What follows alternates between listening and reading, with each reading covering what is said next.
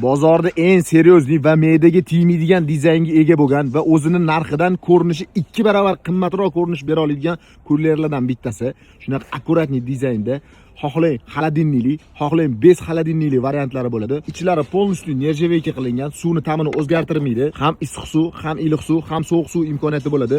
100% freon bilan ishlaydi. Dizayni rostdan ham moshniy qilib ishlangan, mramor ko'rinishi berilgan, xohlang qora rangi, xohlang shunaqa ko'rinish seri ranglari ham bor. Xolodilniksiz variantlari bo'lsa, strogi seri va qora ranglarda ishlab chiqarilgan. Sifati xuddi shunaqa bo'lgan, suvi tepadan qo'yiladigan kullerlarni o'rtacha 120-130 dollargacha ham sotilyapti.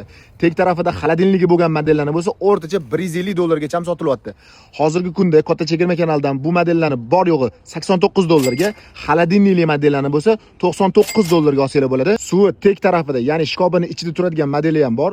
Buni analoklarini bozorlarda o'rtacha 200 dollar atrofida sotilyapti. Bu modellar bo'lsa Katta chegirma kanalidan bor yo'g'i 109 dollarga olsanglar bo'ladi.